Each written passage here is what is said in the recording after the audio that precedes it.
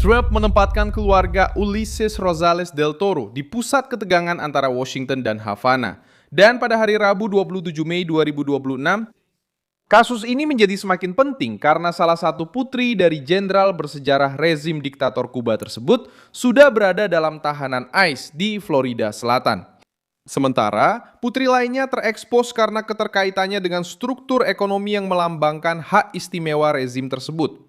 Lina Rosales Aguirre Urreta, putri mantan Kepala Staf Umum Angkatan Bersenjata Revolusioner Kuba, telah ditahan oleh otoritas imigrasi Amerika.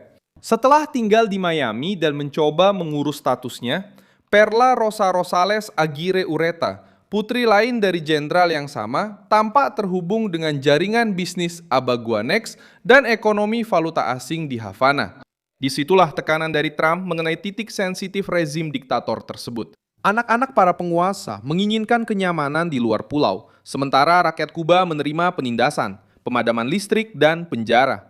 Apa yang berubah ketika Miami tidak lagi menjadi tempat persembunyian? Mengapa elit rezim sekarang menjadi terekspos? Bagaimana Trump membuka pengepungan ini? Saya akan segera menceritakan semuanya kepada Anda. Jika Anda menyukai konten yang langsung dan tanpa basa-basi seperti ini, pertimbangkan untuk berlangganan, karena di sini ada video seperti ini setiap hari. Penahanan Alina Rosales Aguirre Urreta menjadi berita di Florida Selatan, sebab dia bukan sekadar seorang imigran Kuba yang sedang menjalani proses imigrasi. Dia adalah putri dari Ulises Rosales del Toro, seorang jenderal divisi cadangan, tokoh yang dekat dengan inti sejarah rezim Castro dan mantan pejabat penting dalam rezim tersebut. Laporan media lokal menyebutkan bahwa Lina ditahan oleh layanan imigrasi dan penegakan bea cukai Amerika Serikat, yaitu ICE. Dan sekarang dia akan menjalani sidang jaminan di hadapan hakim. Pihak berwenang belum mengungkapkan secara publik di mana dia ditahan. Detail yang membuat kasus ini semakin eksplosif adalah jalur yang digunakan Alina untuk masuk ke Amerika Serikat. Menurut Diário das Américas, dia tiba pada tahun 2023 dengan visa turis yang dikeluarkan di Havana dan tinggal di Miami sambil mencoba mengurus status imigrasinya. Laporan yang sama menyebutkan bahwa ayahnya pernah memegang jabatan penting dalam struktur militer dan politik Kuba, termasuk sebagai Kepala Staf Umum Angkatan Bersenjata Revolusioner, Kementerian Gula, Kementerian Pertanian, dan Wakil Presiden Dewan Menteri. Logika politik dari kasus ini sederhana. Trump dan Marco Rubio mulai membidik hak istimewa elit Kuba yang menampilkan diri mereka sebagai revolusioner di Havana. Namun mereka mencari perlindungan, uang, dan kehidupan yang nyaman. Di Amerika Serikat, rezim menuntut pengorbanan dari rakyat, tetapi keluarga mereka sendiri mencari stabilitas di wilayah Amerika. Inilah kontradiksi yang meledak sekarang. Putri, seorang jenderal dari rezim diktator, muncul dalam tahanan imigrasi. Tepat pada saat Washington memperluas pengawasan terhadap jaringan pengaruh yang terkait dengan Havana. Perla Rosa Rosales Aguirre Urreta masuk ke permainan yang sama melalui jalur yang berbeda. Dia tidak tercatat sebagai ditahan, dan itu harus jelas. Tetapi namanya muncul terkait dengan jaringan ekonomi rezim tersebut. Diario de Cuba mencatat bahwa Perla telah ditempatkan sejak 2004 hingga 2017 dalam jaringan perusahaan dan aset yang terkait dengan sektor pariwisata di Havana Tua, dengan akses langsung ke ekonomi. Dalam mata uang asing, Martin Noticias juga menggambarkan Perla sebagai pegawai yang memiliki akses ke sektor aset dan pariwisata, sementara tetap mempertahankan pembelaan publik terhadap sistem tersebut. Disitulah kedua putrinya mulai menjadi masalah yang sama bagi rezim tersebut. Lina melambangkan kaum elit yang mencoba menyesuaikan diri dengan kehidupan Amerika meski berasal dari keluarga berkuasa di Kuba. Perla melambangkan kaum elit yang tetap terikat pada kekayaan yang dikendalikan oleh struktur negara dan militer di dalam pulau. Satu berada dalam jangkauan langsung imigrasi Amerika, yang lain terekspos dalam perdebatan publik sebagai bagian dari mesin privilege yang mengelilingi rezim. Trump tidak perlu menangkap keduanya. Untuk meruntuhkan perlindungan keduanya, cukup dengan menyoroti apa yang sebelumnya dilindungi oleh nama keluarga, oleh kebungkaman, dan oleh jarak. Jenderal Ulises Rosales del Toro bukanlah sosok kecil dalam cerita ini.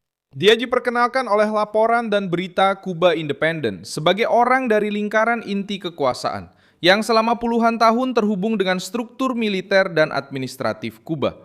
Keluarganya muncul sebagai contoh jurang pemisah antara kehidupan para elit dan kehidupan warga biasa. Sementara rakyat Kuba menghadapi kekurangan makanan, kekurangan listrik, dan rasa takut untuk melakukan protes. Kerabat para pejabat berpindah-pindah antara Miami dan Kuba, Cancun, Havana, dan Eropa dengan bisnis, properti, serta akses ke area eksklusif. Tekanan terhadap keluarga ini juga muncul di lingkungan yang sama, di mana otoritas Amerika menyelidiki David Ramirez Alvarez, menurut Sekretaris Kedutaan Kuba di Washington. Fox News melaporkan pada 26 Mei 2026 bahwa otoritas federal sedang menyelidiki apakah kelompok-kelompok di Amerika Serikat terlibat dalam kampanye pengaruh asing yang mendukung rezim Kuba. Diplomat tersebut muncul dalam sebuah video, mengidentifikasi usulan legislatif yang ingin dilihat Havana, didukung oleh para aktivis dan organisasi Amerika. Penyelidikan ini membuka front yang lebih besar. Ini bukan hanya soal penahanan imigrasi yang berdiri sendiri. Yang terlihat adalah sebuah ofensif yang berlapis-lapis. IC bertindak terhadap keluarga tokoh rezim yang tinggal di Amerika Serikat tanpa status yang sepenuhnya legal. Departemen Kehakiman, Departemen Luar Negeri, dan Departemen Keuangan menurut Fox News sedang memeriksa jaringan pengaruh yang terkait dengan kelompok pro-Kuba di dalam wilayah Amerika. Dan di pusat dari kombinasi ini muncul elemen-elemen yang sama. Diplomasi Kuba, aktivisme pro-rezim, lobi menentang sanksi, dan keluarga elit kastrista yang mencoba melindungi diri di luar Kuba. Kasus Alina menjadi berat karena Undang-Undang Penyesuaian Kuba selalu dipandang sebagai pintu perlindungan bagi warga Kuba yang melarikan diri dari kediktatoran.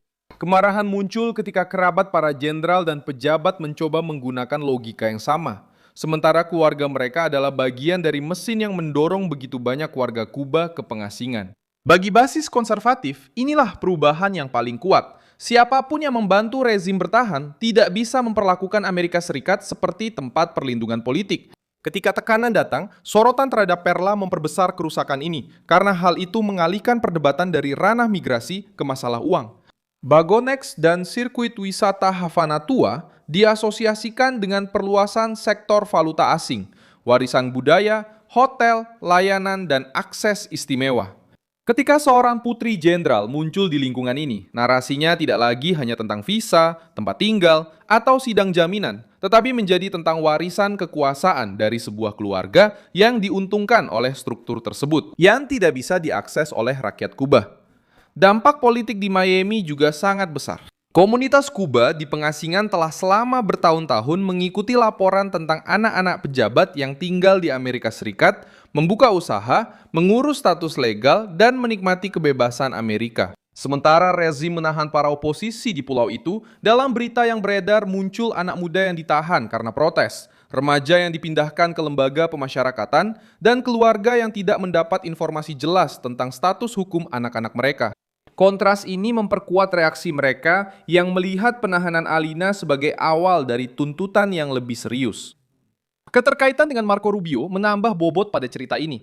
Rubio mewakili, di dalam pemerintahan Trump, garis keras terhadap rezim Kuba dengan seruan untuk mengakhiri sikap lunak dan memberikan tekanan langsung kepada para pelaku kediktatoran. Pesan politiknya adalah bahwa Amerika Serikat tidak hanya menginginkan pidato-pidato menentang Havana, tetapi juga tindakan terhadap siapapun yang menggunakan wilayah Amerika. Untuk menghindari konsekuensi, mengatur pengaruh politik, atau memanfaatkan keuntungan yang justru ditolak oleh kediktatoran itu sendiri kepada rakyat Kuba. Penyelidikan terhadap David Ramirez Alvarez semakin memperkuat suasana penumpungan ini. Menurut Fox News, kasus ini melibatkan jaringan 145 organisasi dengan pendapatan gabungan sekitar $1 miliar per tahun.